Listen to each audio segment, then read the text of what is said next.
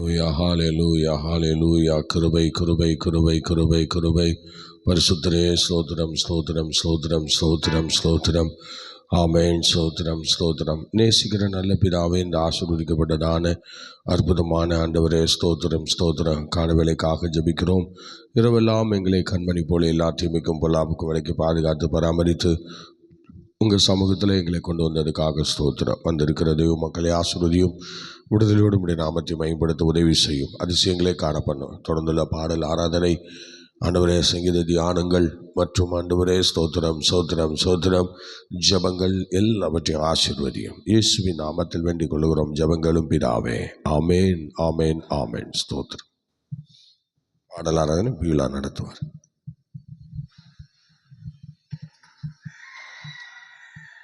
ஹல்லேலூயா. ஸ்தோத்திரம். நாம் தேவனை ஆராதிக்கும்படியான கிருபையை கர்த்தர் நமக்கு இந்த காலை வேளையிலே தந்திருக்கிறார். அவர் எப்பொழுதும் நம்முடைய நினைவாக இருக்கிற தேவன், நம்முடைய நினைவுகளை தூரத்திலிருந்து அறிகிற தேவன் அவர். அதனால் அவரை நாம் பாடி அவருடைய நாமத்தை நாம் மகிமைப்படுத்துவோம். என் நினப்பாவே இருப்பவரே ஏசையா, உங்களை நினைச்சாலே உள்ளம் எல்லாம் துள்ளுதையா. என் நினப்பாவே இருப்பவரே ஏசையா, உங்களை நினைச்சாலே உள்ளம் எல்லாம் துள்ளுதையா. அப்பா அம்மா நீங்க தான், ஆசையெல்லாம் நீங்க தான், ஆதரவு நீங்க தான், ஆறுதலும் நீங்க தான். அப்பா அம்மா நீங்க தான், ஆசையெல்லாம் நீங்க தான், ஆதரவு நீங்க தான், ஆறுதலும் நீங்க தான். உங்க அன்புக்கு முன்னால இந்த உலகம் சிறுசுதான், அந்த வானத்தை போல உங்க மனசு பெருசுதான். உங்க அன்புக்கு முன்னால இந்த உலகம் சிறுசுதான், அந்த வானத்தை போல உங்க மனசு பெருசுதான். என் நினப்பாவே இருப்பவரே ஏசையா, உங்களை நினைச்சாலே உள்ளமெல்லாம் துள்ளுதையா. என் நினப்பாவே இருப்பவரே ஏசையா, உங்களை நினைச்சாலே உள்ளமெல்லாம் துள்ளுதையா. அண்ணால நினைச்சவரே, ஆண் குழந்தைய கொடுத்தவரே, ஆபிரகாம நினைச்சவரே, ஆசீர்வாதம் தந்தவரே. அண்ணால நினைச்சவரே, ஆண் குழந்தைய கொடுத்தவரே, ஆபிரகாம நினைச்சவரே, ஆசீர்வாதம் தந்தவர். உங்க அன்புக்கு முன்னால இந்த உலகம் சிறுசுதான், அந்த வானத்தை போல உங்க மனசு பெருசுதான். உங்க அன்புக்கு முன்னால இந்த உலகம் சிறுசுதான், அந்த வானத்தை போல உங்க மனசு பெருசுதான். என் நினப்பாவே இருப்பவரே ஏசையா, உங்களை நினைச்சாலே உள்ளமெல்லாம் துள்ளுதையா. என் நினப்பாவே இருப்பவரே ஏசையா, உங்களை நினைச்சாலே உள்ளமெல்லாம் துள்ளுதையா. தாவீத நினைச்சவரே, கண்மலையை நிறுத்தினீரே, தானியேலை நினைச்சவரே, தலை நிமிர செய்பவரே.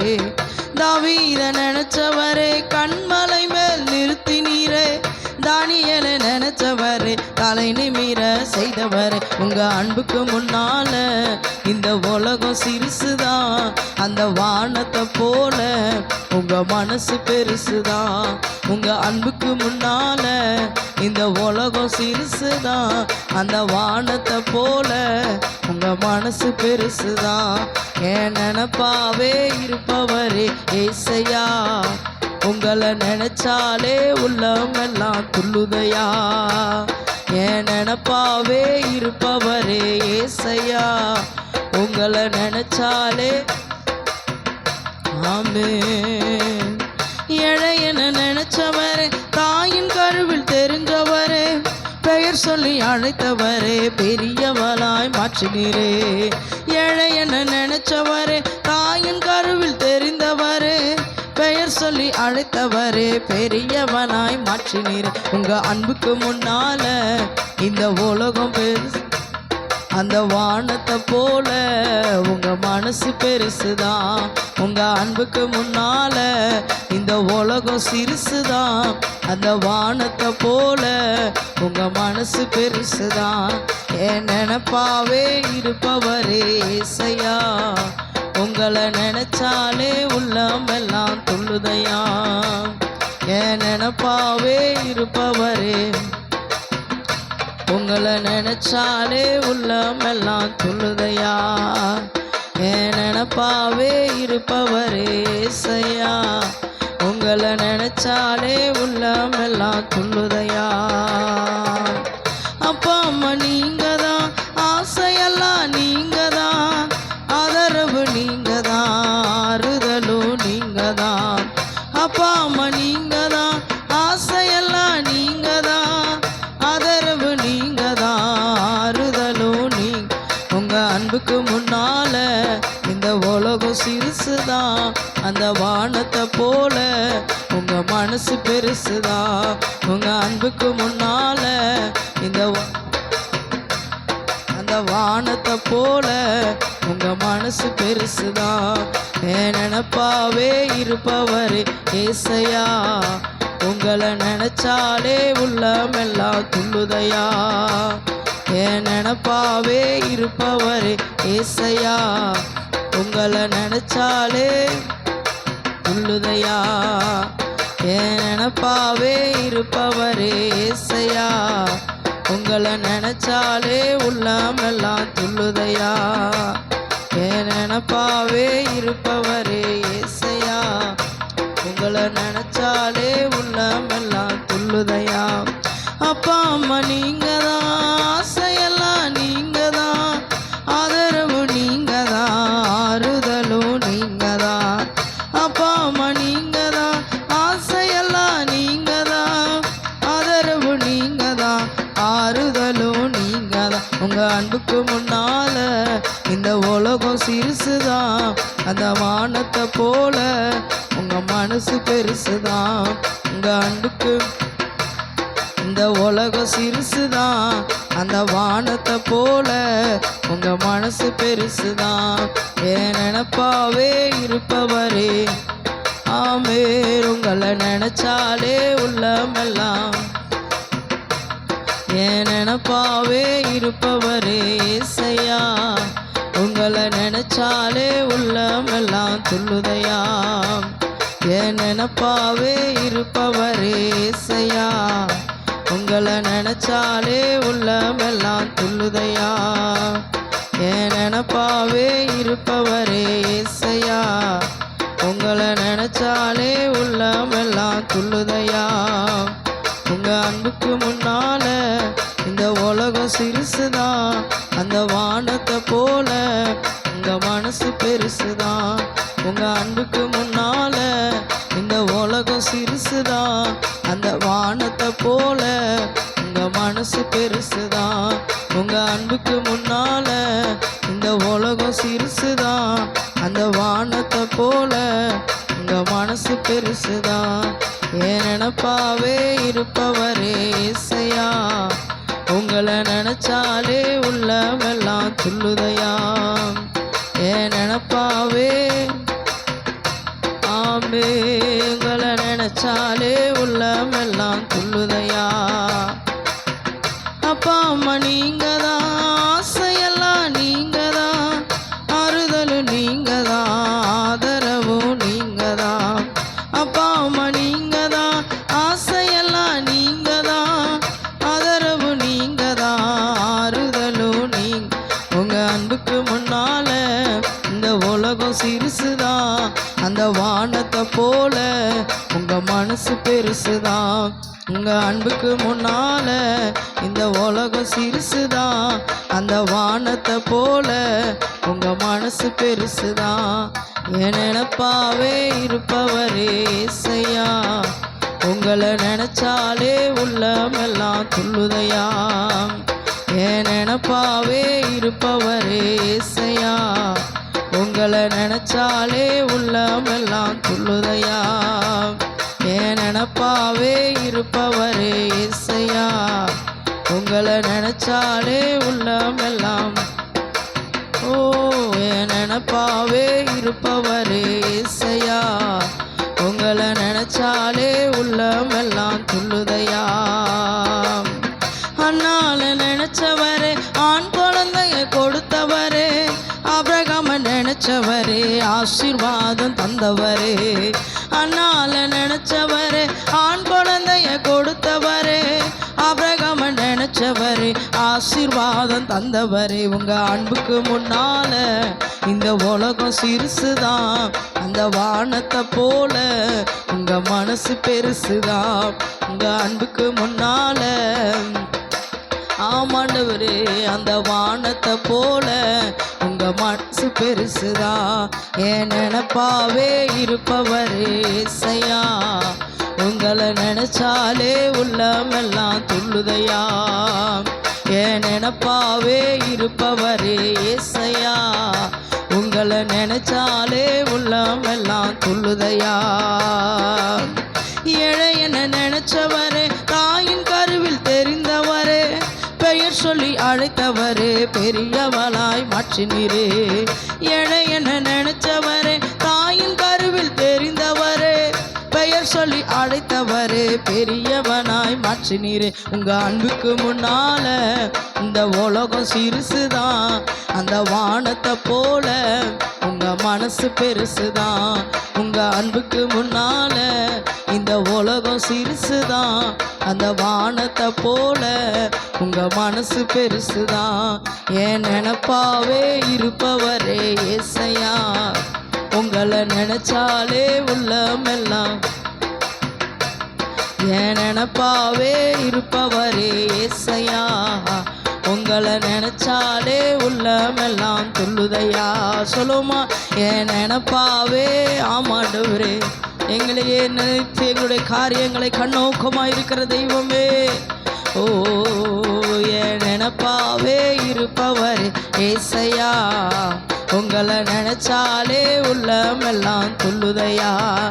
அப்பா அம்மா நீங்க தான், ஆசையெல்லாம் நீங்க தான், ஆறுதலும் நீங்க தான், ஆதரவும் நீங்க தான். அப்பா அம்மா நீங்க தான், ஆசையெல்லாம் நீங்க தான், ஆதரவு நீங்க தான், ஆறுதலும் நீங்க தான். உங்க அன்புக்கு முன்னால இந்த உலகம் சிறுசுதான், அந்த வானத்தை போல உங்க மனசு பெருசுதான். உங்க அன்புக்கு முன்னால இந்த உலகம் சிறுசுதான், அந்த வானத்தை போல உங்க மனசு பெருசுதான். உங்க அன்புக்கு முன்னால இந்த உலகம் சிறுசுதான், அந்த வானத்தை போல உங்க மனசு பெருசுதான். என் நினைப்பாவே இருப்பவரே, உங்களை நினைச்சாலே உள்ளமெல்லாம் துள்ளுதையா. என் நினைப்பாவே இருப்பவரே ஏசையா, உங்களை நினைச்சாலே உள்ளமெல்லாம் சொல்லுமாமே. என் நினைப்பாவே இருப்பவரே ஏசையா, உங்களை நினைச்சாலே உள்ளமெல்லாம் துள்ளுதையா. என் நினைப்பாவே இருப்பவரே ஏசையா, உங்களை நினைச்சாலே உள்ளமெல்லாம். ஆகாதவன் என்று உன்னை யார் தள்ளினாலும், ஆபிரகாமின் தேவன் உன்னை தள்ளிடுவாரோ. ஆகாதவன் என்று உன்னை யார் தள்ளினாலும், ஆபிரகாமின் தேவன் உன்னை தள்ளிடுவாரோ. தஞ்சம் என்று வருபவரை தள்ளாத நேசரவர், தஞ்சம் என்று வருபவரை தள்ளாத நேசரவர். அஞ்சிடாத மகனே மகளே என்று உன்னை தேற்றிடவே உனக்கொருவர் இருக்கிறார், உன்னை விசாரிக்க துடிக்கிறார். உன்னையும் என்னையும் இயேசு நேசிக்கிறார், உன்னை உள்ள கைகளில் வரைந்திருக்கிறார், உன்னை உள்ள கைகளில் வரைந்திருக்கிறார். உனக்கொருவர் இருக்கிறார், உன்னை விசாரிக்க துடிக்கிறார். உன்னையும் என்னையும் இயேசு நேசிக்கிறார், உன்னை உள்ள கைகளில் வரைந்திருக்கிறார், உன்னை உள்ள கைகளில் வரைந்திருக்கிறார். சாதிசனம் மறந்திட்டாலும் மறந்திடாதவர், ஜோதிகளின் பிதாவாம் இயேசுவானவர். சாதிசனம் மறந்திட்டாலும் மறந்திடாதவர், ஜோதிகளின் பிதாவாம் இயேசு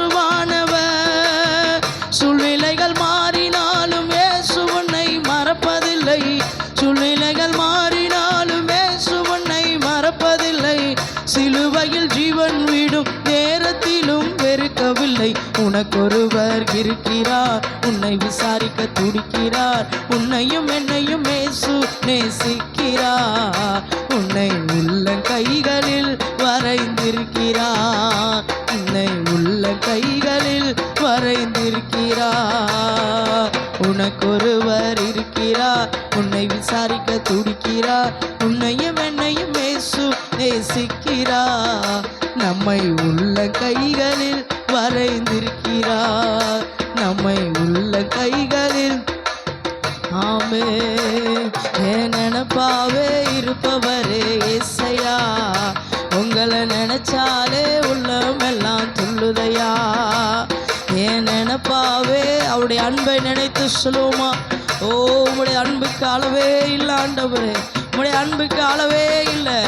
ஆழம் அகலம் உயரம் இல்லாத அன்பு ஆண்டவரே, ஸ்தோத்திரம். அளவிடப்படாத அன்பு. ஹல்லேலூயா. உங்க அன்புக்கு முன்னால இந்த பூமியில எதுவுமே பெரிதானது அல்ல ஆண்டவரே. நீர் எங்கள் மேல் காட்டின இரக்கத்திற்கு முன்பதாக இந்த பூமியிலே பெரிதானவைகள் ஒன்றும் இல்லை. நீர் எங்கள் மேல் வைத்த தயவிற்கு முன்பதாக இந்த பூமியிலே பெரிதானது ஒன்றுமே இல்லை. உங்க அன்புக்கு முன்னால இந்த உலகம் சிறுசுதான், அந்த வானத்தை போல உங்க மனசு பெருசுதான். உங்க அன்புக்கு முன்னால இந்த உலகம் சிறுசுதான், அந்த வானத்தை போல உங்க மனசு பெருசுதான். உங்க அன்புக்கு முன்னால இந்த உலகம் சிறுசுதான், அந்த வானத்தை போல உங்க மனசு பெருசுதான்.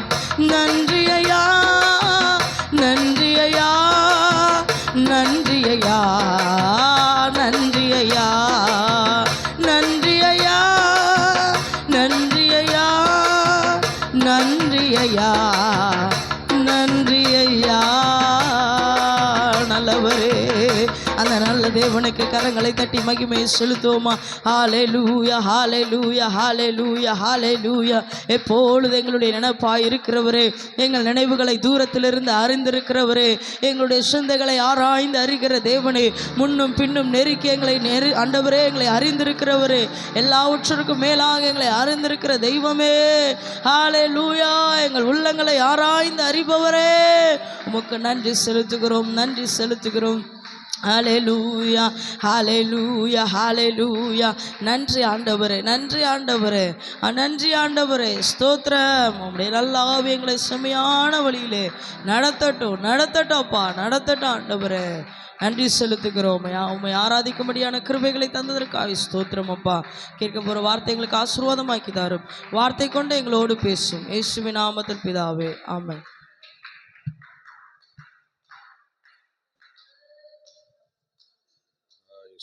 ஹல்லேலூயா, ஹல்லேலூயா.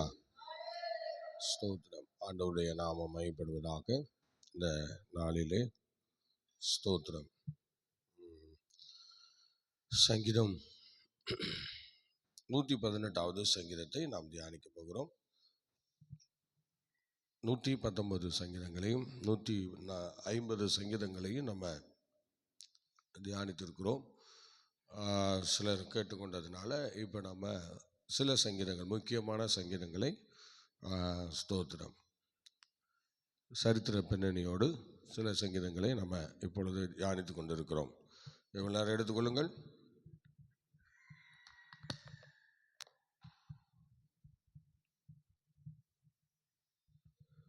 சங்கீதம் 118வது சங்கீதத்தை நாம் எடுத்துக்கொள்ளலாம். ஸ்தோத்திரம். இந்த சங்கீதம் தாவீது எழுதிய சங்கீதம். இந்த சங்கீதத்தினுடைய பின்னணியை நம்ம பார்க்கும்போது ரொம்ப ஒரு வித்தியாசமாக இருக்கும். இந்த சங்கீதத்தினுடைய பின்னணி 1 சாமுவேல் 17ஆம் அதிகாரம் 12ஆம் வசனத்தை நீங்கள் படிக்கலாம். 1 சாமுவேல் 17ஆம் அதிகாரம்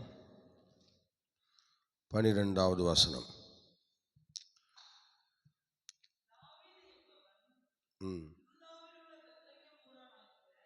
1 சாமுவேல் 17. ரைட், சொல்லுங்க. ம் ம் ம் சவுலின் நாட்களிலே மற்ற ஜனங்களுக்குள்ளே வயது சென்ற கிழவனாய் மதிக்கப்பட்டான். ம் ஸ்தோத்திரம். லேலுயா, லேலுயா. இவ்விதமாக ஒரு செல்வந்தன் இருந்தான் என்று சொல்லப்பட்டிருக்கிறது. ஈசாய் ஒரு நல்ல செல்வந்தன், ஒரு நல்ல போவாஸ் எப்படி ஒரு செல்வந்தனாக காணப்பட்டானோ அதே மாதிரி ஈசாய் அவனுடைய பேரன் தானே, அதனால் அவன் நல்ல செல்வந்தனாக காணப்பட்டான். பெரிய அந்த ஈசாய் என்கிற மனுஷன் ரொம்ப பெயர் பெற்றவனாக இருந்தான். சனகரிப்பு சங்கம், இன்னும் அங்கே என்னென்னலாம் பொறுப்புகள் இருக்கிறதோ எல்லா பொறுப்புகளிலும் அவனை ஏற்றியிருந்தார்கள். ஈசாய் எல்லா பொறுப்புகளிலும் பங்கு வகித்தவராய் காணப்பட்டார். அதனால் அந்த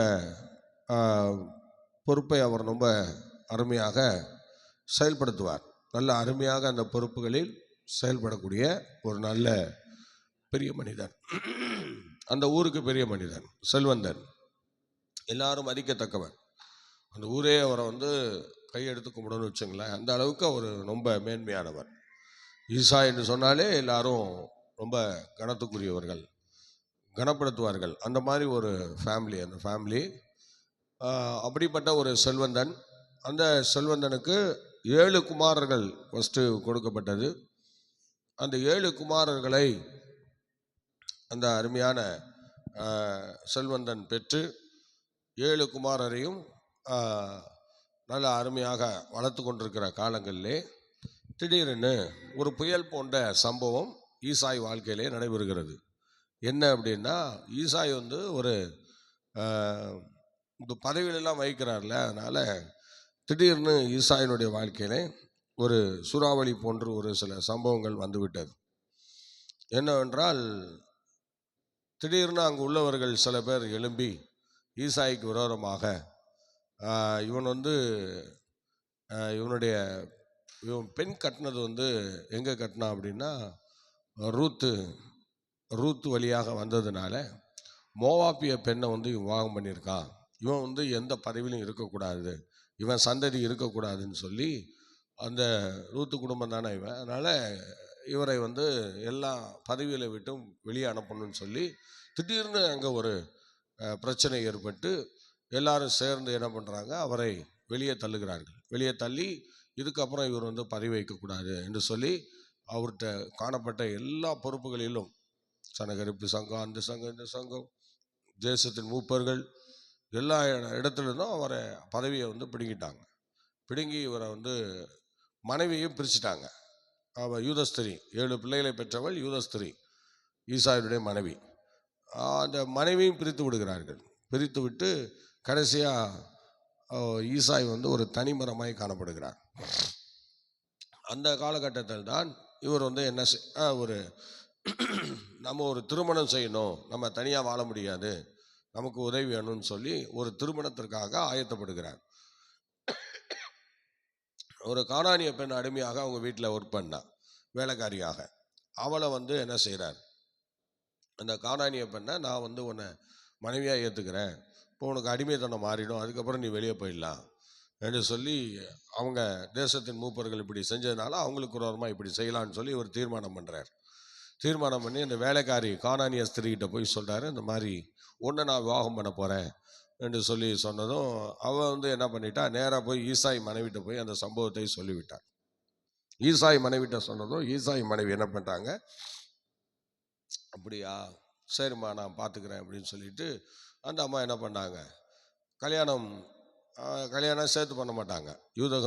யூதர்களுடைய முறைமையின்படி அவங்க சேர்த்து திருமணம் செய்யாமல் இரவில் கொண்டு போய் தள்ளி விட்டுருவாங்க, ரூமில் விட்டுருவாங்க. அந்த மாதிரி தான் செய்தாங்க.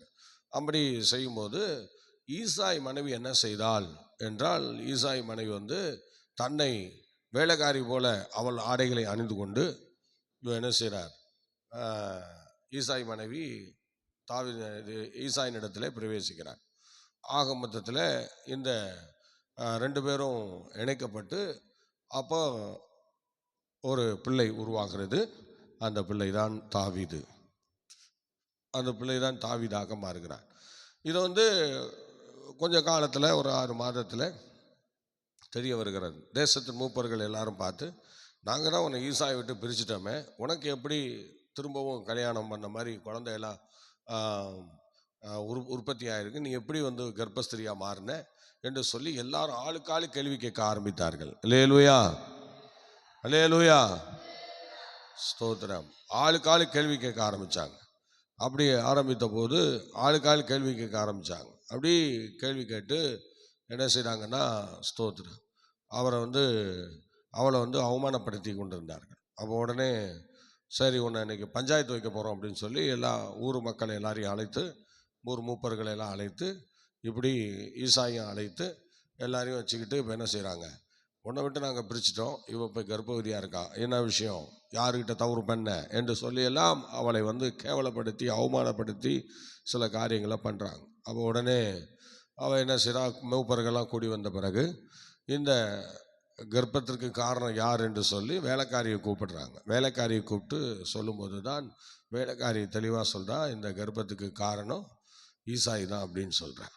எப்படி அப்படின்னா, திருமணம் என்னை செய்து கொண்டார், ஆனால் நான் அவங்க பிரவேசிக்கும் போது நான் போகல, நான் பிரவேசிக்கலை, அவங்கள தான் அனுப்பிவிட்டேன், அவங்கள அனுப்பிவிட்டு நான் வெளியே போயிட்டேன் என்று சொன்னதும் அவங்களுக்கு பயங்கரமான அதிர்ச்சியானது.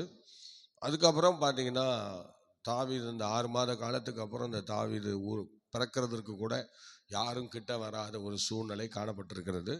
யாருமே மருத்துவச்சிகள் கூட பக்கத்தில் இல்லைன்னு சொல்கிறாங்க. இந்த மாதிரி பல சூழ்நிலைகள். அந்த பிள்ளை பிறக்கும் வரை பிறந்த பிறகு கூட யாரும் போய் பார்க்கல, ஒருத்தரும் பார்க்கல. அந்த தாவீது பிறந்திருக்கிறார் என்று சொன்ன பிறகு கூட ஒருத்தரும் அவரை போய் என்ன செய்யலை, பார்க்கல. அவனுடைய சகோதரர்கள் 7 பேர் போய் பார்க்கல, அவருடைய தகப்பன் பார்க்கல, தேசத்தின் மூப்பர்கள் யாரும் போய் பார்க்கல, மருத்துவச்சிகள் பார்க்கல, ஒருத்தர் கூட பார்க்கல. இந்த அம்மா எப்படியோ குழந்தைய பெற்றுது, அவ்வளோதான். குழந்தைய பெற்று அதுக்கப்புறம் அந்த குழந்தையை அப்படியே வளர்க்குற அந்த நேரத்தில் அது ஈசாயின் இடத்துல எப்படியோ அந்த குழந்தை போயிட்டு அவங்களுடைய கஸ்டடியில் அந்த குழந்தை இருக்கிற மாதிரி வளர்ந்து வருகிறது. ஆனாலும் அந்த வீட்டில் எந்த விதமான மரியாதையும் அந்த குழந்தைக்கு கிடையாது. அந்த குழந்தை ஈசாய் குழந்தையாக அங்கீகரிக்கப்படவில்லை. ஈசாயினுடைய சகோதரர்கள், அந்த பிறந்த 7 பிள்ளைகள், அவங்களும் கூட பிறந்த சகோதரனாக அங்கீகரிக்கவில்லை. இப்போ தாவீதுனுடைய ஒரு காரியம் அப்படிதான், யாருமே அவங்கள அங்கீகரிக்காமல் அவர் பாட்டுக்கு ஸ்தோத்திரம் வளர்ந்து வருகிற நேரத்தில் ஒரு 17 வயது வரையும் அவருடைய நாட்களை நாம் எடுத்துக்கொண்டால் அவர் ஒரு அனாதியாய் தனிமரமாய் தான் வாழ்ந்திருக்கிறார். அவர் சின்ன பிள்ளையிலேயே ஆடுகளை கையில் கொடுத்து வெளியில் அனுப்பிச்சிடுவாங்க, ஆடுகளை ஓட்டிக்கிட்டு காட்டுக்கு போயிடுவார். ஸ்தோத்திரம். அதுலேயும் ஒரு காரியம் இருக்கிறது என்னென்னா, ஒரு அந்த பகுதியில் சிங்கம் கரடியெல்லாம் வரக்கூடிய அந்த பகுதியில் ஈசாய் வேணுமென்றே இவன் தொலையணும் அழியணும் என்கிற ஒரு எண்ணத்தோடு கூட அப்படி அனுப்பினார் என்று எபிரேய அந்த சுருள்களிலே அவருடைய சரித்திரம் சொல்லப்படுகிறது. உண்மையாக அவர் அப்படியே அனுப்பி விடுகிறார்கள். அனுப்பிவிட்டு அவன் எங்கேயாவது சிங்கத்தில் அகப்பட்டு சாகட்டும், கரடிக்கிட்ட அகப்பட்டு சாகட்டும்னு சொல்லி அவரை என்ன செய்கிறாங்க, சாகிறதற்கு ஒப்பு கொடுக்குறாங்க. நிறைய வகையில் அவர் தாவீது உயிரோடு இருக்கக்கூடாதுன்னு சொல்லி அவரை நிறையா முறையாக பண்ணியிருக்கிறாங்க. அப்புறம் சாப்பாடில் விஷம் கலந்து கொடுப்பதற்கு பதிலாக ஒரு கீரை ஒன்று இருக்கிறது, அதான் என் ஆகாரத்தில் கசப்பு கலந்து கொடுத்தார்கள் என்று சொல்லியிருக்கிறார்கள். 22ஆம் சங்கீதமாக அதில் இருக்கும் பாருங்கள். அப்போ அந்த காரியங்கள் அங்கே நிறைவேறியது. என்னென்னா, ஆகாரத்தில் ஒரு கீரை இருக்குமா, அந்த கீரையை பறித்து அந்த ஆகாரத்தில் போட்டால் அந்த கீரை அந்த சாப்பாடு முழுவதையும் கசப்பாக்கி அதை சாப்பிட முடியாமல் ஆக்கிடுமா. ரொம்ப பசியோடு போய் அந்த ஆகாரத்தில் எல்லாருக்கும் நல்ல டைம் டேபிள் போட்டு 7 சகோதரர்கள் நல்லா சாப்பிடுவாங்களா, ஆனால் இவருக்கு தனி இடம். அவங்க எப்படின்னா, அவங்க சகோதரர்கள், அவங்க குடும்பத்தில் உள்ளவங்க சாப்பிட்றதுக்கு ஒரு இடமா, அடுத்து அவங்க வேலைக்காரர்கள்லாம் சாப்பிட்றதுக்கு 2வது இடமா, 3வது இடம் தான் தாவீது இடம். 3வது இடத்துல தான் தாவீது என்ன செய்கிறார், சாப்பிட போகிறார். அப்படி அந்த இடத்துலையும் சாப்பாடை போட்டு அவர் போய் கையெல்லாம் கழுவிட்டு வர்றதுக்குள்ளே இந்த சாப்பாட்டுக்குள்ளே கீரை அள்ளி போட்டுருவாங்க. அந்த கீரையை போட்ட பிறகு அந்த கீரை அப்படியே கசப்பாக மாறி அந்த ஆகாரம் முழுவதும் கசப்பு கலந்த ஆகாரமாக மாறிடும். அதை சாப்பிட மனசு இல்லாமல் கொண்டு போய் கொட்டிடுவார். கொண்டு போய் கொட்டிட்டு அதுக்கப்புறம் பட்னியாக தான் போகணும் தண்ணியை குடிச்சிட்டு. அந்த மாதிரி பயங்கரமான நெருக்கடியிலே அவரை கொண்டு வந்து விட்டார்கள். அல்லேலூயா. அவ்வளோ ஒரு பிரச்சனையிலே அவரை ஸ்தோத்திரம் கொடுமைக்கு ஆளாக்கினார்கள். ஸ்தோத்திரம். அவரை குறித்து நாம் படிக்கும்போது சங்கீதம் 51:5 அவர் சொல்லுவார். தாவீது சொல்றாரு பாருங்க, படிங்க பார்க்கலாம். 51:5 சீக்கிரம் படிங்க. இதோ நான் துர்க்குணத்தில் உருவானேன், இதோ நான் துர்க்குணத்தில் உருவானேன், என் தாய் என்னை பாவத்தில் கர்ப்பந்தரித்தாள். என் தாய் என்னை பாவத்தில் கர்ப்பந்தரித்தாள். எவ்வளோ அருமையாக சொல்றாரு பார்த்தீங்களா? என் தாய் வந்து என்னை பாவத்தில் கர்ப்பந்தரிச்சாங்க, அதனால தான் நான் இப்படி கஷ்டப்படுறேன்னு சொல்லி, இவ்வளோ வேதனைப்படுறேன்னு சொல்லி அந்த சங்கீதம் 51 அவர் சொல்லும்போது அவ்விதமாக சொல்லுகிறார். அப்புறம் நம்ம சங்கீதம் 22:10 நீங்கள் படிச்சிங்கன்னா படிங்க பார்க்கலாம். 22:10 படிங்க பார்க்கலாம். கர்ப்பத்திலிருந்து வெளிப்பட்ட போதே, கர்ப்பத்திலிருந்து வெளிப்பட்ட போதே உமது சார்பில் விழுந்தேன், உம்முடைய சார்பில் விழுந்தேன்னு சொல்றாரு. யாருமே அவருக்கு ஆதரவு கிடையாது. தாவீதுக்கு யாருமே ஆதரவு கிடையாது. நம்மெல்லாம் நிறைய பேர் ஆதரவாக இருக்கணும். அவர் அந்த இடத்துல எந்த ஆதரவும் இல்லாமல் பிறந்த ஒரு மனுஷன் தான் தாவீது. பார்த்தீங்களா? எந்த ஆதரவும் இல்லை, ஒரு ஆதரவும் இல்லாமல் பிறந்த ஒரு மனுஷன். அல்லேலூயா. ஆமாம், ஒரு ஆதரவும் இல்லை. பக்கத்தில் உள்ள ஒருத்தர் கூட, தாயின் கர்ப்பத்திலிருந்து என்னைக்கு வெளிப்பட்டாரோ அன்றையிலிருந்து அவர் அவருடைய சார்பில் போய் விழுந்தாராம். சொல்லுங்க, யார் சார்பில்? யார் சார்பில்? கர்த்தருடைய சார்பில் போய் விழுந்துட்டேன்னு சொல்றாரு. கர்த்தர் தான் அவருக்கு எல்லாம். ஆண்டவர் தான் அவரை வந்து பார்க்கிறார், விசாரிக்கிறார், அவருடைய காரியங்களை எல்லாம் பார்த்து கொள்ளுகிறார். மற்றபடி அவர் வந்து வேற எந்த ஆசீர்வாதமும் அவருக்கு இல்லை. ஏன்னா அவரை அந்த அளவுக்கு அவங்க ஒதுக்கிட்டாங்க. அந்த ஊரில் ஒரு விசேஷம்னா ஒரு விசேஷத்துலேயும் அவர் கலந்து கொண்டதில்லை. யாருடைய திருமணத்துலேயும் போய் கலந்து கொண்டதில்லை. அங்கே இருக்கிற தேவாலயத்திற்குள்ளே கூட அவர் போனதில்லை. அந்த தேவாலய பகுதியில் கூட அவர் நின்றதில்லை. அந்த மாதிரி ஸ்தோத்திரம். அந்த தூரத்திலிருந்து அந்த தேவாலயத்தில் செலுத்துகிற அந்த பலிகள், ஆராதனைகள் கேட்க வாய்ப்பு இருந்ததா, அவ்வளோதான். மற்றபடி ஆலயத்துக்குள்ளெல்லாம் போக முடியாது. ஸ்தோத்திரம். ஏன்னா அந்த மாதிரி பிறந்ததுனால அவரை ஊரே வந்து ஒரு ஒதுப்புறமாக தான் வைத்திருந்திருக்கிறார்கள். ஸ்தோத்திரம். அதை எப்படி சொல்கிறாரு பார்த்தீங்கன்னா, சங்கீதம் 27:10 சொல்கிறாரு. படிங்க பார்க்கலாம். சங்கீதம் 27:10. என் தகப்பனும் என் தாயும் என்னை கைவிட்டாலும், தகப்பனும் என் தாயும் என்னை கைவிட்டாலும் கர்த்தர் என்னை சேர்த்து கொள்ளுவார் என்று சொல்லுகிறார். பாருங்கள், கர்த்தர் அவரை சேர்த்து கொண்டார். கர்த்தருடைய கரத்தில் தான் அவர் இருக்கிறார். ஸ்தோத்திரம். ஆகவே அடுத்ததும் இன்னொரு வசனம் கூட நம்ம படிக்கும்போது சங்கீதம் 69:8 படிங்க பார்க்கலாம். சங்கீதம் பாருங்க, தகப்பனும் தாயும் கைவிட்டுட்டாங்க, எந்த விதமான ஆதரவும் இல்லை. அடுத்தது, என் சகோதரருக்கு வேற்று மனுஷனும், என் சகோதரருக்கு நான் வேற்று மனுஷனும், என் தாயின் பிள்ளைகளுக்கு அந்நியனும் ஆயிட்டேன் என்று சொல்றாரு. பாத்தீங்களா? என் தாயின் மகனுக்கு என்ன பண்றேன், அந்நியனா மாறிட்டேன் என்று சொல்றார். அப்ப அவர் அங்கே புறக்கணிக்கப்பட்டு விட்டார். சோதரர். அவர் அந்த இடத்துல சகோதரர்களால் ஒதுக்கப்பட்டு விட்டார். சோதரர். தாய் தாப்பனுடைய அன்பும் இல்லை, சகோதரருடைய அன்பும் கிடையாது, ஊர் மக்களுடைய அரவணைப்பும் கிடையாது. அல்லேலூயா. ரொம்ப ஒரு கொடுமையான ஒரு அனுபவங்கள் அந்த நாட்களில் அவருக்கு நேரிட்டு இருக்கிறது. ஸ்தோத்திரம். அப்போ அந்த நேரங்களில் அவர் செய்த காரியங்களை பாருங்கள். இயேசு கிறிஸ்துவுக்கு அவருடைய பாடுகளை அங்கே எப்படி அந்த யூத நபிமார்கள் சித்தரிக்கிறாங்க அப்படின்னு சொன்னால், இயேசு கிறிஸ்துவுக்கு ஈடாக அந்த பாடுகளை கொண்டு வராங்க. தாவீது பட்ட எல்லா பாடுகளும் இயேசு கிறிஸ்துவை ஒட்டி வருகிறதாக சொல்லுகிறார்கள். இயேசு கிறிஸ்துவும் அப்படிதான் இருந்தார் என்று சொல்லி அப்படி சொல்லுகிறார்கள். அதுக்கு அடையாளமாக ஏசாயா 53:3 எடுக்கிறார்கள். படிங்க பார்க்கலாம். ஏசாயா 53 3வது வசனத்துல என்ன சொல்லுகிற பாருங்கள். அவர் அசட்டை பண்ணப்பட்டவரும் மனுஷரால் புறக்கணிக்கப்பட்டவரும் துக்கம் நிறைந்தவரும் பாடு அனுபவித்தவருமாய் இருந்தார். அவரை விட்டு நம்முடைய முகங்களை மறைத்து கொண்டோம். அவர் அசட்டை பண்ணப்பட்டிருந்தார். அவரை எண்ணாமற் போனோம். பார்த்தீங்களா? இப்படி தாவீது இயேசு கிறிஸ்துவை போல புறக்கணிக்கப்பட்டவராய், அவமதிக்கப்பட்டவராய், ஸ்தோத்திரம். எல்லாராலும் ஒதுக்கப்பட்டவராய் காணப்பட்ட ஒரு சூழ்நிலை சங்கீதக்காரனாகிய தாவீதுக்கு அந்த காலத்திலே இருந்திருக்கிறதாக சொல்லுகிறார்கள். அது மாத்திரம் அப்படி அந்த மாதிரி ஒரு சூழ்நிலையில் அப்படி அவங்க வைக்காம அவர் என்ன செஞ்சிருக்கிறாங்க பாருங்க. சங்கீதம் 69:22 படிங்க பார்க்கலாம். 21-22 படிங்க. என் ஆகாரத்தில் கசப்பு கலந்து கொடுத்தார்கள், என் ஆகாரத்தில் கசப்பு கலந்து கொடுத்தார்கள், என் தாகத்துக்கு காடியை குடிக்க கொடுத்தார்கள். என் தாகத்திற்கு காடியை, அந்த தண்ணியில் வந்து அந்த கீரையை போட்டுருவாங்க, அது அப்படியே அந்த தண்ணீர் வந்து கசப்பாக போயிடும். அப்புறம் ஆகாரத்தில் கொஞ்சம் கீரை போட்டால், கொஞ்சம் போட்டால் போதும், அது அப்படியே அந்த ஆகாரம் ஃபுல்லும் கசப்பாயிடும். எல்லாரும் ஒரு அலையிலையும் சொல்லுங்க பார்க்கலாம். கையை உயர்த்தி ஒரு அலையில சொல்லுங்க. அந்த தம்பி சொல்லுங்க. அவனும் தூங்கிறோம் பாரு, தூங்கி நல்ல நேரம் உட்கார சொல்லுங்க. அவனை இடுப்பெலும்பு இல்லை புல் இருக்கு அந்த தம்பிக்கு, பாவம்.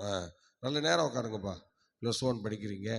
சோதரன் காலையில் எழுப்பி நல்லா படிக்க ஆரம்பிக்கணும்.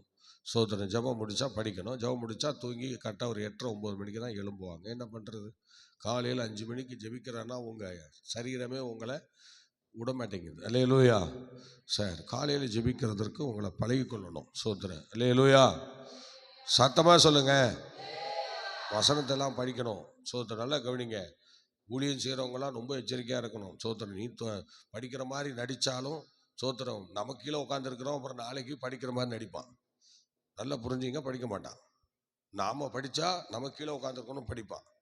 நாம் படிக்கிற மாதிரி நடித்தா நாளைக்கு நமக்கு கீழே வரப்போகிறவனும் படிக்கிற மாதிரி நடிப்பான். மனுஷன் எதை விதைக்கிறானோ அதை தான் அறுக்க முடியும். அதனால் இப்போ நீங்கள் விதைக்கிறதெல்லாம் விதை. ஆமாம், நல்லா விதைங்க, சூப்பராக விதைங்க. ஒரு நாள் நம்ம எல்லோரும் சேர்த்து அறுத்துருவோம். அல்ல, அந்த மாதிரி எண்ணத்தோடு விதைங்க. ஒரு அலையிலேயே சொல்லுவோமா? சத்தமாக சொல்லுங்க. அல்லேலூயா.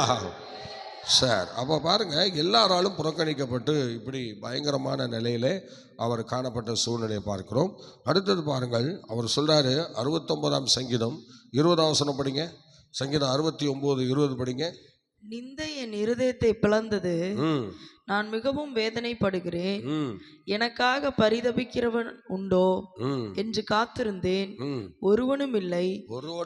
தேற்றுகிறவர்களுக்கு காத்திருந்தேன், ஒருவனையும் காணேன். ஒருத்தரும் இல்லை. சங்கீதக்காரன் தாவீது எவ்வளவு கொடிய வேதனைப்படுறாரு பாருங்க. தேற்றுவதற்கு ஒருத்தரும் இல்லை, ஒரு நபரும் வரல. நிந்தை இருதயத்தை பிளக்கிறது. பார்க்கிறவன் கேட்கிறவன்லாம் இவன் ஈசாய் அந்த பையன் இல்லை அப்படின்லாம் சொல்லி அவரை ஒரு மாதிரியாக அவமதித்து பேசியிருக்கிறார்கள். ஸ்தோத்திரம். அதில் நீங்கள் 69:4 படிங்க. நிமித்தம் இல்லாமல் என்னை பகைக்கிறவர்கள், என் தலைமயிரிலும் அதிகமாக இருந்திருக்கிறாங்க. அன்னைக்கு அவ்வளோ கொடுமையில அனுபவித்திருக்கிற மனுஷன் தாவீது. தாவீதுன்னு சொன்னாலே நம்ம நினைக்கிற மாதிரி சாதாரண மனுஷன் இல்லை. அவர் ஒரு தெய்வ பிரவின்னு சொல்ல முடியும். அப்படிப்பட்ட கொடுமைகளை அனுபவித்த ஒரு தாவீது என்று அவருடைய வேதாமத்தில் அவருடைய வார்த்தைகளே அவ்விதமாக சொல்லுகிறது. அடுத்து 69:12 படிங்க. வாசலில் உட்கார்ந்திருக்கிறவர்கள் எனக்கு விரோதமாய் பேசுகிறார். இவன் இந்த பையல அந்த போறான் பத்தியா, ஆடுகளை ஓட்டிட்டு அப்படின்னு சொல்லி கண்ணா அப்படின்னான்னு பேசுவாங்களாம். தாவீதை அந்த அளவுக்கு பேசியிருக்கிறார்கள். அல்லேலூயா. அவ்வளோ தரக்குறைவாக வாசலில் உட்கார்ந்திருக்கிறவர்கள் அவன் நோக்கி அவ்விதமாக பேசி அப்படி பண்ணியிருக்கிறார்கள். அல்லேலூயா. ஸ்தோத்திரம். ஆனாலே அருமையான தெய்வ பிள்ளையே, ஸ்தோத்திரம். 19:7 படிங்க. 2 சாமுவேல் 19:7. ஸ்தோத்திரம். அதில் ஒரே ஒரு காரியத்தை நம்ம பார்க்கிறோம். அன்னைக்கு யார் சங்கீதக்காரனாகிய தாவீதுக்கு கொஞ்சம் உதவியாக இருந்தது அப்படின்னு சொல்லிப்பானா, அன்னைக்கு ஒரு மனுஷன் அன்னைக்கு எங்க வெளிப்படுத்துறாரு. அந்த மனுஷன் யாருன்னு பார்க்கலாமா? படிங்க பார்க்கலாம். இப்பொழுது எழுந்திருந்து வெளியே வந்து உம்முடைய ஊழியக்காரரோட அன்பாய் பேசும். உம்முடைய ஊழியக்காரர்ட்ட அன்பா பேசும். நீர் வெளியே வராதிருந்தால் இன்று இரவு ஒருவரும் உம்மோடு தங்கி இருப்பதில்லை என்று, இன்று இரவு உம்மோடு யாரும் தங்கி இருப்பதில்லை என்று கர்த்தர் மேல் ஆணையிடுகிறேன். அப்பொழுது உம்முடைய சிறுவயது முதல் நல்லா கவனிக்கணும். அப்பொழுது உம்முடைய சிறுவயது முதல் இதுவரைக்கும் உமக்கு நேரிட்ட எல்லாத்தையுமே பார்க்கிலும் அது உமக்கு அதிக தீமையா இருக்கும் என்றார். அப்போ இது ஏன் யோவாப் வந்து இதை சொல்கிறார் அந்த வார்த்தை அப்படின்னா, இதில் வந்து சிறு வயது முதல் யோவாப்பு ஒரே ஒரு ஆள் தான், அவருடைய மாமன் பையன் இவன் யோவாப்.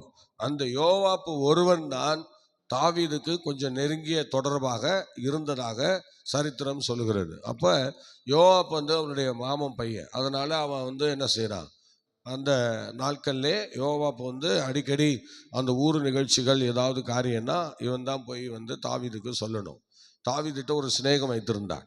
அப்படிப்பட்ட காலத்திலே தாவீதோடு இருந்தவர் தான் சிறு வயது முதல் தாவீதோடு பழகினவர் என்று சொல்லும்போது அதை வந்து யோவாப்பு தான் அப்படி குறிக்கிறது. அதனால தான் தாவீது காலத்தில் யோவாப்பு எவ்வளோ தீமை செஞ்சும் கூட தாவீது காலத்தில் யோவாப்பை கொல்லவே இல்லை, யோவாப்பை வந்து அழிக்கவே இல்லை.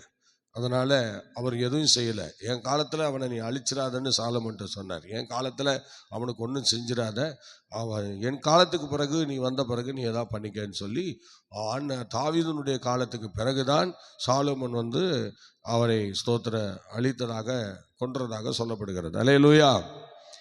மற்றபடி ஸ்தோத்திர எப்போதும் ஆண்டவர் ஸ்தோத்திர நல்ல அருமையான அந்த அன்பை தாவீதுக்கு கொடுத்திருந்தாய். தாவீதுக்கு விரோதமாக ராஜ்யத்தையே அதோனியாட்ட கொடுக்கறதுக்கு அவன் பல முயற்சி பண்ணான். அதனால அந்த முயற்சியில் அவனை கொல்லணுன்னு அதோனியாவையும் யோவாப்பையும் கொல்லணுன்னு எவ்வளவோ எல்லாம் ட்ரை பண்ணாங்க. அந்த நம்ம இஸ்ரவேல் அந்த அந்த ராஜ்யத்தில். ஆனாலும் அது வேண்டான்னு சொல்லிட்டார். நான் உயிரோடு இருக்கும்போது 2 பேரையும் ஒன்றும் செய்யாத, எனக்கு அவர்கள் தீமை செய்யலை, ஓ ராஜ்யத்தில் பங்கிடும்படி உனக்கு தான் தீமை செஞ்சாங்க, அதனால நீ என்ன பண்ணு, எனக்கு அப்புறம் நீ அவங்கள எது வேணாலும் பண்ணி, என் கண்ணுக்கு எதுக்கு அப்படி செய்யாதுன்னு சொல்லிட்டார். அதனால் அப்பாவுக்காக நான் உன்னை விடுறேன்டான்னு சொல்லி விட்டுட்டு வந்துட்டார். யார்? சாலமன். எல்லாரையும் அதோனியாவையும் யோவாப்பையும் அப்பாவுக்காக நான் விட்டுருக்கேன்னு சொல்லி விட்டுட்டார். அந்த மாதிரி போன பிறகு ஸ்தோத்திரம் தாவீது போன பிறகு விடலை, எல்லாத்தையும் க்ளோஸ் பண்ணிட்டான்னு வச்சுங்களேன். சரி, இப்போ வந்து 2 பேரும் அவ்வளோ நெருங்கிய சிநேகிதர்களாக காணப்பட்டார்கள். அந்த காலத்தில் வேறு யாருமே ஒரு சிநேகிதர் இல்லை. அதனால் ஸ்தோத்திரம் இப்படிப்பட்ட காலங்களில் தான் புறக்கணிக்கப்பட்ட அந்த நிலைமையில் அவர் காடுகளிலே அந்த ஆடுகளை மேய்த்து கொண்டு, அப்புறம் சிங்கம் கரடி அது வந்தது. அப்போ அந்த சிங்கம் கரடிலாம் வருகிற அந்த நேரத்தில் தான் அவர் என்ன செய்தார், தகப்பனார் வந்து கொண்டு போய் அவனை நல்லா அந்த இடத்துக்கு யாருமே ஆடு மேய்க்க போக மாட்டாங்களாம். ஆனால் இவர் அங்கே அமுச்சு விட்ருவாங்களாம், அமுச்சு விட்டு நீ அங்கே போ அப்படின்னு. அது மாதிரி அங்கே போயிடுவாராம். போன பிறகு பார்த்தா சிங்கம் கரடியெல்லாம் வருகிற நேரத்தில் அங்கே ஆடுகளை மேய்ச்சிட்டு உட்காந்துருப்பாராம். அப்படி இருக்கும்போது தான் அந்த சிங்க கரடி வந்து தாவீது வந்து மேற்கொள்ளுகிறார். ஏன்னா இவர் கர்த்தருடைய கரத்தில் இருக்கிறது யாருக்கும் தெரியல. ஆமாம், தகப்பனும் தாயை கைவிட்டால் கர்த்தர் சேர்த்துக்கொள்வார்னு சொல்லியிருக்குல்ல. ஆண்டவரோடு இருக்கிறத மக்கள் தெரிஞ்சிக்கல, ஈசாய் தெரியல அவருக்கு, அந்த அனுபவம் அவருக்கு புரியல. அதனால் இவன் கர்த்தரோடு இருந்ததுனால அந்த கரடியும் சிங்கத்தையும் என்ன செய்தார், கிழித்து போட்டார். சாகணும் என்கிற அந்த எண்ணத்தோடு தான் அவர் அங்கே அனுப்புனது. வேறு யாரும் அங்கே ஆடெல்லாம் ஓட்டிகிட்டு போக மாட்டாங்க.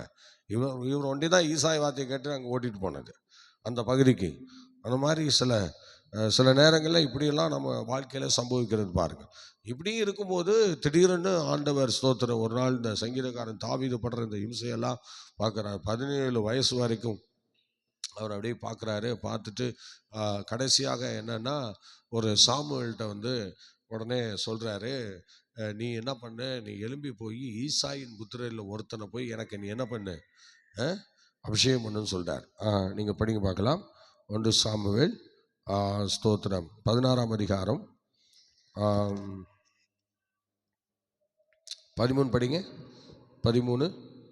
அப்பொழுது சாமுவேல் தைல கொம்பை எடுத்து அவனை அவன் சகோதரர் நடுவிலே அபிஷேகம் பண்ணினான். நல்லா கவனிங்க.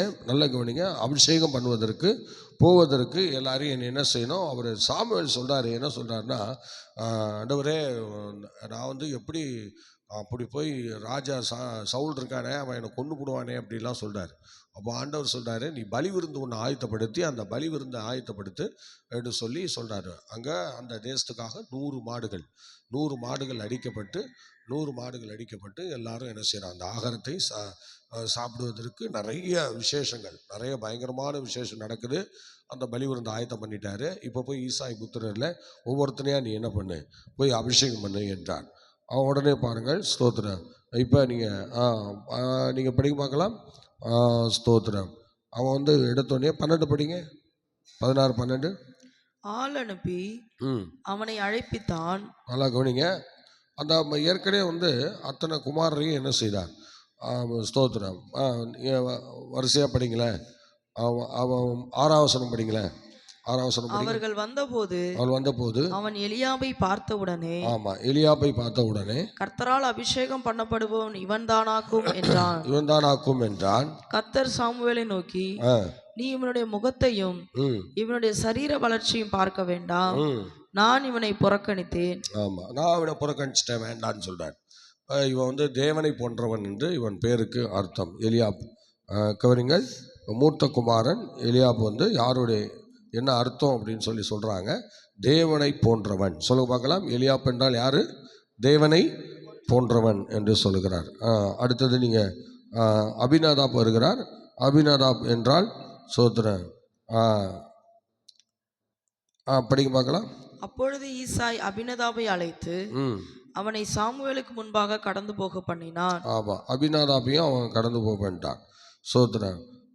பிரியமான, ஸ்தோத்திரன், நல்ல ஒரு பிரியமானவன் என்று அங்கே அவனை குறித்து சொல்லப்படும். அடுத்தது சம்மா என்றால், சம்மா என்றால் தாழ்ந்து நிறைந்தவன் என்று சொல்லி வரிசையாக ஒவ்வொரு பேருக்கும் அர்த்தம் இருக்கிறது. எல்லாரையும் மறுபடியும் கடந்து போக சொல்லிட்டான். அடுத்தது ஸ்தோத்திரன் 12ஆம் வசனம் படிங்க. ஆள் அனுப்பி, உடனே ஆள் அனுப்புகிறான். எல்லாரும் நீங்க ஆள் அனுப்புங்க. இல்லை, அவன் கேட்குறான், வேற ஏதாவது உனக்கு குமாரன் இருக்கிறா அப்படின்னு சொல்லி கேட்டா, அப்போதான் ஒருத்தன் வந்து ஆடுகளை மேய்ச்சிட்டு இருக்கான் என்று சொல்லுகிறாங்க. உடனே ஆடுகளை மேய்ச்சிட்டு இருக்கான்னு சொன்னா, உடனே அவனை நீ வர சொல்லு என்று சொல்லி ஈசாயிட்ட வந்து சொல்றாங்க. எல்லா 7 சகோதரரையும் பார்த்தாச்சு, ஒருத்தரும் இல்லை, 7 சகோதரரும் இல்லை. அப்போ நீ அவனை வர சொல்லு அப்படின்னு சொன்னதும் எல்லாம் வெயிட்டிங். பார்த்தீங்களா, யூதர்கள் அவ்வளோ பேரும், இஸ்ரவேலர்கள் அத்தனை பேரும் புறக்கணித்த தாவீதை இன்னைக்கு ஸ்தோத்திரம், யாருமே என்னன்னு கேட்காத தாவீதை, யாருமே என்னன்னு பார்க்காத தாவீதை, இப்போ அவங்க எல்லா மூப்பர்களும் அந்த பலி விருந்து ஆயத்தம் பண்ணின சாப்பாடு எல்லாம் வெயிட்டிங்கில் இருக்கு. இப்போ யார் வரணும்? தாவீது வரணும். அல்லேலூயா. நல்லா கவனிச்சு பாருங்களேன், தாவீது வரணும். எத்தனை ஆச்சரியம் பாருங்க. ஒருத்தர் கூட அவனை ஏற்றுக்கொள்ள ஆள் இல்லை, ஒருத்தர் கூட அவனை வீடுகளில் ஏற்றுக்கொண்டதில்லை, ஒருத்தர் கூட கூப்பிட்டு ஒரு நல்ல ஆகாரம் கொடுத்ததில்லை. அப்படிப்பட்ட ஒரு சூழ்நிலையில இன்னைக்கு இவ்வளோ பேருக்கும் தாவீது வழியாக தான் ஆகாரம் கொடுக்கப்படுகிறது. அல்லேலூயா. தாவீதை அபிஷேகம் பண்ணுவதற்கு ஆண்டவர் இப்போ சாமுவேலை அனுப்பியிருக்கிறார். இப்போ சாமுவேல் வந்து நிற்கிறார். இப்போ அபிஷேகம் பண்ண வேண்டும் என்று அவர் தயாராக நிற்கிறார், தயாரான நிலையில் நிற்கிறார். அதனால் இப்போ அவனை போய் கூட்டிட்டு சொன்னால் தெரியாது, அவன் எங்கே போய் நிற்கிறானே தெரியாது. அவன் ஆடு ஓட்டிகிட்டு போனால், ஒரு ஸ்தோத்திரம், தாவீது ஆடு ஓட்டிகிட்டு போனால் திரும்ப வரத்துக்கு 1 மாதம் 2 மாதம் அல்லது ஸ்தோத்திரம் ஒரு 20 நாள் இப்படி கழிச்சு தான் வருவார். இப்படி ரொம்ப நாள் கழிச்சு தான் வருவாங்களாம் ஆடுகளை ஓட்டிக்கிட்டு. அது வரையும் அவங்க அந்த காடுகளிலே சுற்றி கொண்டிருப்பாங்க, அந்த வயல்வெளிகளிலே சுற்றி அங்கேயே ஆடுகளை மேய்த்து கொண்டிருப்பார்களாம். அப்படி போகிறதெல்லாம் எங்கே இருக்கான்னு தெரியாமல் 4 திசைகளிலும் ஆளை அனுப்பினார்களாம். தாவீதை தேடுவதற்கு 4 திசைகளிலும் ஆட்களை அனுப்பினார்கள். அல்லேலூயா.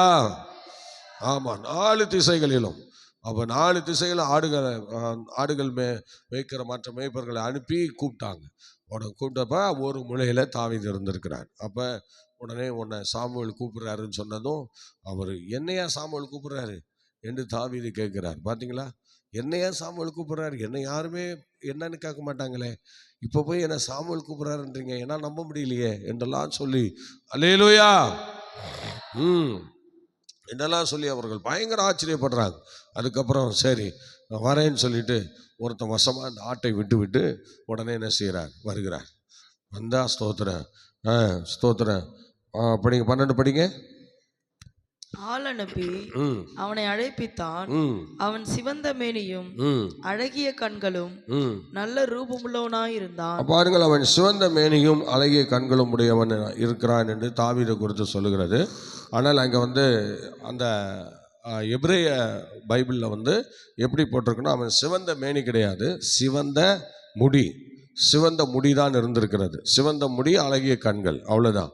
முடிதான் சிவந்திருக்க தவிர அவரை என்ன தடவ முடியாமல் பல காடுகள்லேயே சுற்றிக்கிட்டு இருந்ததுனால அவர் முடியெல்லாம் வந்து கருப்பு நிறம் அற்று அது வந்து சிவந்த ஒரு முடியாக மாறிவிட்டது. மற்றபடி அவருக்கு வந்து சிவந்த மேனி கிடையாது. அவருக்கு மேனி வந்து ஒரு நார்மலான கலர் தான். அவர் அப்படிப்பட்ட கலரில் இருந்து தான் அவர் வளர்ந்துருக்கிறாரு. ஏன்னா அவர் வெயிலே அலைஞ்சிட்டு இருக்காரு பார்த்தீங்களா. வெயிலே அலைகிறதுனால அவருக்கு வந்து எல்லாம் அந்த ஒயிட் அந்த மாதிரிலாம் கிடையாது. அந்த மாதிரி ஸ்தோத்திரம் கொஞ்சம் நார்மல் கலரில் அவர் வளர்ந்துருக்கிறார். மற்றபடி சிவந்த மேனி அப்படி இல்லை, சிவந்த முடிதான் என்று சொல்லி எபிரேய பைபிள்களிலே அவ்விதமாக சொல்லப்படுகிறதாக சொல்லுகிறார்கள். அவ்விதமாக ஸ்தோத்திரம் அன்றைக்கு படிங்க அடுத்தது. நல்ல ரூபமுள்ளவனாய் இருந்தான். நல்ல ரூபமுள்ளவனாய் இருந்தான். அப்பொழுது கர்த்தர் இவன்தான் நீ எழுந்து இவனை அபிஷேகம் பண்ணு என்று சொன்னார். பாருங்க, நீ எழும்பி இவனை அபிஷேகம் பண்ணு. அப்பொழுது சாமுவேல் 13ஆம் வசனம் படிங்க. அப்பொழுது சாமுவேல் தைல கொம்பை எடுத்து அவனை அவன் சகோதரர் நடுவிலே அபிஷேகம் பண்ணினான். பாருங்கள், அந்த ஆண்டவர் வந்து ஆரம்பத்துல அவனை அபிஷேகம் பண்ணுகிற அந்த நேரத்துல அவர் ஈசாயி புத்திரில் ஒருவனை நீ போய் என்ன பண்ணு, எனக்காக அபிஷேகம் பண்ணுன்னு சொல்றாரு. சொல்லுங்க, யாருக்காக? அந்த வசனத்தை படிங்க. 13 படிங்க. 13ல சொல்றாரு பாருங்க. அந்நாள் முதற்கொண்டு கர்த்தருடைய ஆவியானவர் தாவீதின் மேல் வந்து இறங்கி இருந்தார். சாமுவேல் எழுந்து ராமாவுக்கு போய்விட்டான். அதுல அந்த ஸ்தோத்திரம் அதுல அவர் வரிசையா படிங்க. 16ஆம் அதிகாரம் படிங்க, வரிசையா படிங்க. அதுல கர்த்தர் சாமுவேலை நோக்கி, இஸ்ரவேலின் மேல் ராஜாவாய் இராதபடிக்கு நான் புறக்கணித்து தள்ளின சவுலுக்காக நீ எந்த மட்டும் துக்கித்துக் கொண்டிருப்பாய்? நீ உன் கொம்பை தைலத்தால் நிரப்பி கொண்டு வா. பெத்லகேமியனாகிய ஈசாயினிடத்துக்கு உன்னை அனுப்புவேன். அவன் குமாரரில் ஒருவனை நான் ராஜாவாக தெரிந்து கொண்டேன் என்றார். அதற்கு சாமுவேல், நான் எப்படி போவேன்? சவுல் இதை கேள்விப்பட்டால் என்னை கொன்று போடுவானே என்றான். அப்பொழுது கர்த்தர், நீ ஒரு காளையை கையோடே கொண்டு போய் கர்த்தருக்கு பலியிட வந்தேன் என்று சொல்லி ஈசாயை பலி விருந்துக்கு அழைப்பாயாக. அப்பொழுது நீ செய்ய வேண்டியதை நான் உனக்கு அறிவிப்பேன். நான் உனக்கு சொல்லுகிறவனை எனக்காக அபிஷேகம் பண்ணுவாயாக என்றார்.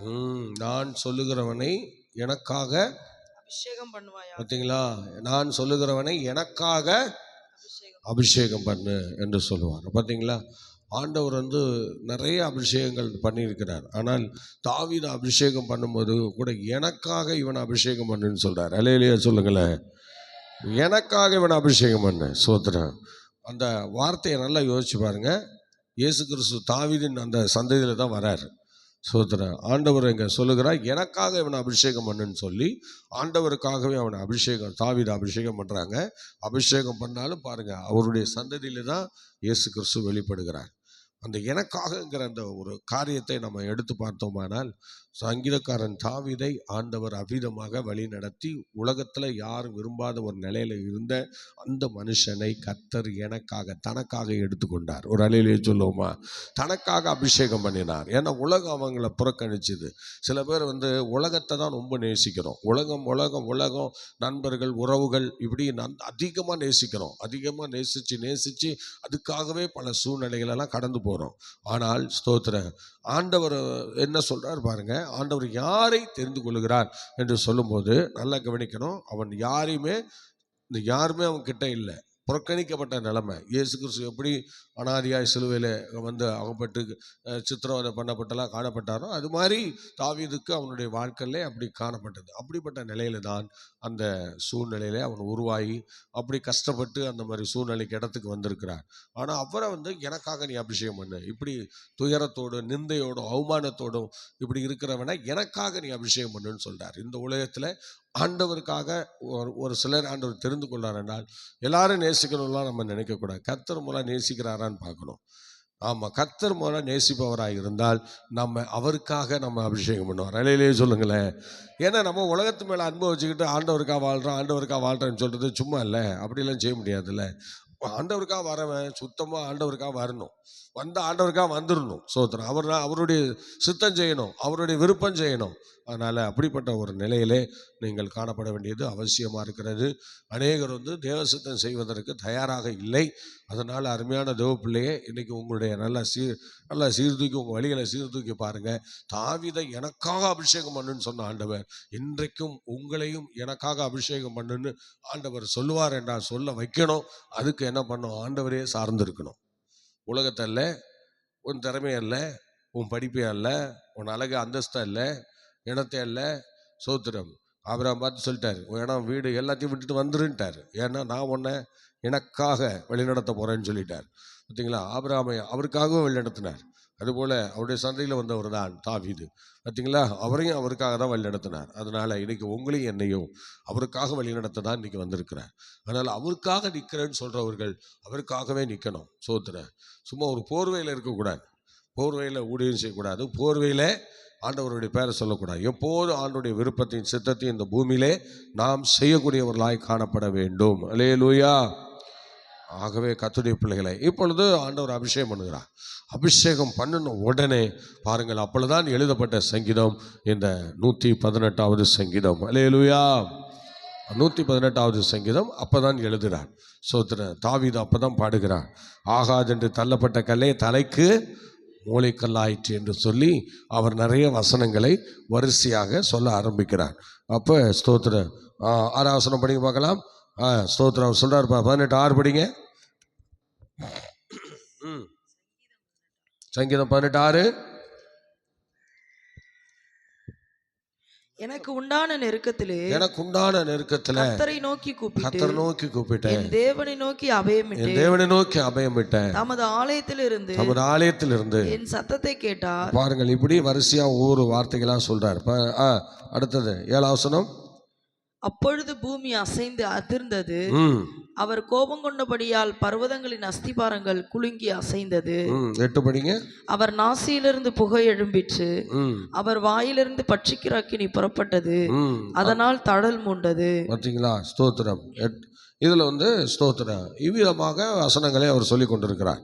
இன்னும் இந்த வசனத்தில் என்ன அப்படின்னா 8வது வசனம், அது நடு மைய வசனம்.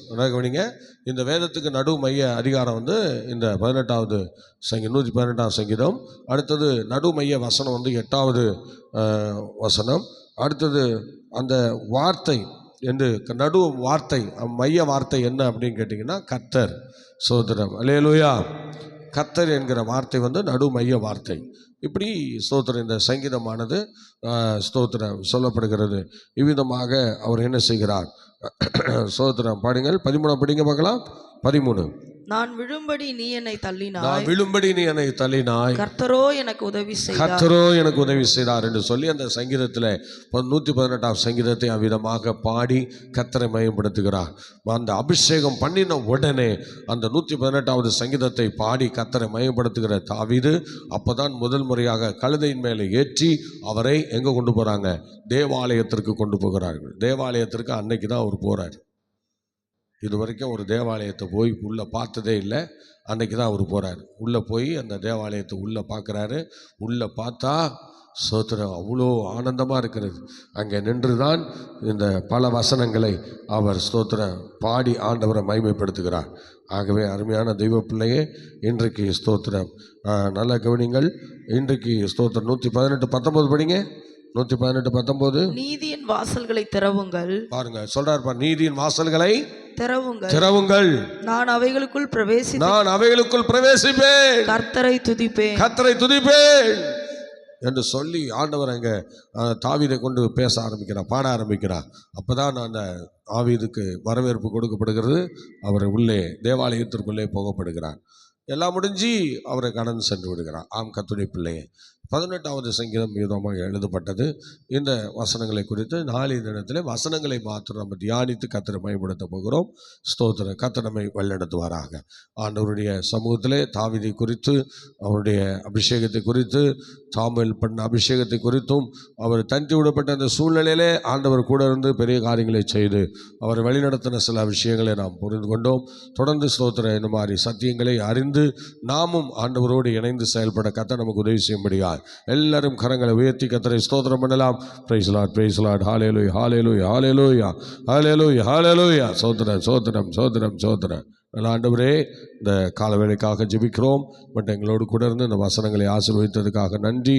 எங்களோடு பேசப்பட்ட இந்த வசனத்தின்படி நாங்கள் ஜீவிக்க தொடர்ந்து எங்களுக்கு கிருபை செய்யும். தீமைக்கு விலை காத்துக்கொள்ளும். அதிசயங்களே காணப்படும். கன மகிமை துதி ஸ்தோத்திரங்கள் எல்லாம் நாங்கள் உங்களுக்கே தருகிறோம். இயேசுவின் நாமத்தில் பிதாவே. ஆமேன், ஆமேன், ஆமேன். தேங்க்யூ. God bless you. கர்த்தர் உங்களை ஆசீர்வதிப்பார். மீண்டும் நாளை காலை 5 மணிக்கு சந்திப்போம்.